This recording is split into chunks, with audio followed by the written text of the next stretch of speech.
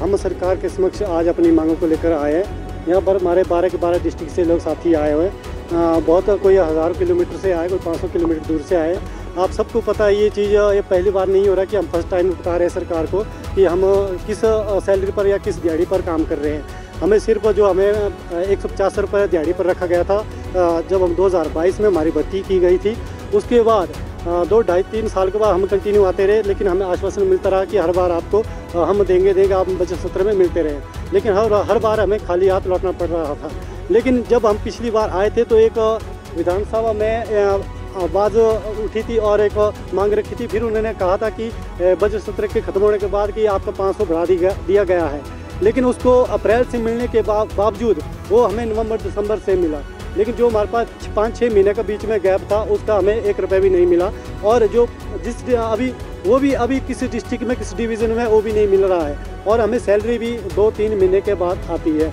आप बताएं, अब जो 150 रुपये दिहाड़ी थी और अब हमें 166 रुपये दिहाड़ी मिल रही है, तो उससे हमें कैसे गुजारा करें। आप सब दिख रहे, देखो हमारे पास जिनकी 45 एज है, जिनके बच्चे भी बहुत बड़े हैं, और कैसे अपने परिवार का गुजारा करें। हमारी एज भी 38 हो चुकी है, हमारे बच्चे भी 10th +2 में पढ़ने वाले हैं। आपको पता है, जब पढ़ाई बच्चे को हम एक भविष्य उज्जवल के लिए हम बच्चे को पढ़ाते हैं, लेकिन सब लोग कहते हैं कि बच्चे को पढ़ाओ, इस स्कूल में पढ़ाओ, उस स्कूल में पढ़ाओ। लेकिन आज की समय में सरकारी स्कूल में भी जो कि एक बहुत कठिन हो रहा है बच्चों को पढ़ाना। हम ये भी सोच रहे हैं कि अब उनको भी छोड़ देते हैं, उनको भी ऐसे ही कामों में लगा देते हैं पढ़ाई को छोड़कर, क्योंकि सरकार तो सुन नहीं रही है, बच्चों का भविष्य तो बढ़ नहीं रहा है। हमने अपना भविष्य तो खराब कर चुके हैं और हम नहीं चाहते कि आने वाले समय में अपने बच्चों का भविष्य भी खराब करें। लेकिन बात सिर्फ हमारे बच्चों का नहीं है, बात बहुत सरकार पर ये एक क्वेश्चन खड़ा होता है। जब पिछली सरकार ने हमारी भर्ती करवाई गई थी, तो एक सीएम साहब ने एक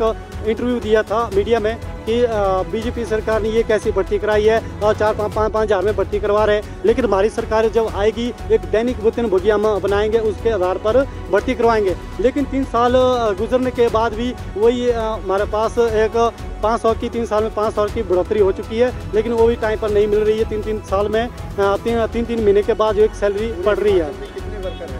पूरे हिमाचल में अभी तक हमारे पास 4832 समथिंग है, और उसमें भी कई साथियों ने इस परिस्थिति को देखकर छोड़ भी चुके हैं, क्योंकि ये स्थिति हमारे पास दयनीय है। सरकार नहीं समझ रही हमारी व्यवस्था को। आप सबको पता है, बरसात के मौसम में जब भी मौसम ख़राब होता है तो सबसे पहले पीडब्ल्यूडी विभाग को लगाया जाता है रोडों में, आप ये काम करो। बाकी डिपार्टमेंट को छुट्टी दी जाती है, IPH विभाग हो, चाहे बिजली विभाग हो, चाहे आपका एजुकेशन डिपार्टमेंट हो, सबको छुट्टी दी जाती है। लेकिन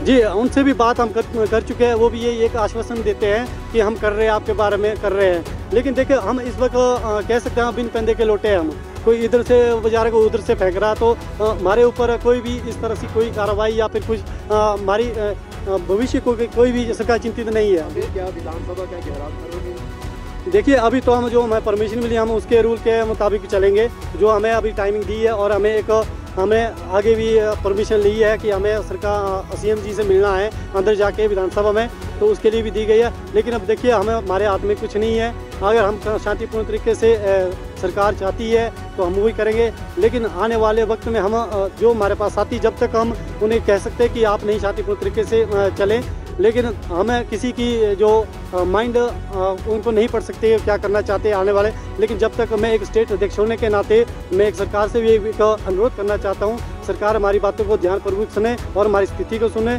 और हमारी पारिवारिक स्थिति को देखे कि 5000 से क्या परिवार चल सकता है। अगर आपको लगता है कि 5000 से सर आप चला सकते हैं परिवार को, तो एक दिन, 1 मंथ आप जितने भी आपके विधानसभा MLA है, मंत्रिमंडल के साथी है, आप उन्हें 5000 में 1 महीना दे के रखें और हमें जो है अपनी सैलरी दे के रखें कि हम कितना चला सकते हैं आप और हम कितना चलाएंगे 1 मंथ के लिए। सैलरी की आपकी डिमांड है या और भी कोई दिक्कतें हैं जो आपको पे? नहीं, देखिए, सैलरी तो हमारे पास डिमांड नहीं है, लेकिन हम ये चाहते हैं हमारे भविष्य को एक तो सुरक्षित करें, उसके लिए एक स्थायी नीति पॉलिसी बनाएं। और हमें 3 साल होने के बावजूद चौथी जब हमें दैनिक वेतनभोगी बनाया जाए। हर बार आएंगे, हर बार इसी तरह जाएंगे, शांतिपूर्ण तरीके से जाएंगे, लेकिन हम अपने सबर को अपने धैर्य पूर्वक ही बात रखना चाहते हैं। हम ऐसा कोई भी कार्य नहीं करना चाहते जिससे देखिए सरकार जब तक हम सरकार के प्रति है, सरकार हमारे प्रति है, लेकिन अगर हम सरकार के कुछ गलत करते हैं वो चीज़ भी हमारे उसमें नहीं है। हम चाहते हैं सरकार शांतिपूर्ण तरीके से ही सुने और हम इस बात को स्पष्ट रूप से ही आज इस विधानसभा में हम घेराव कर रहे हैं तो इस बात को सुने भी और इसे इम्प्लीमेंट भी करें।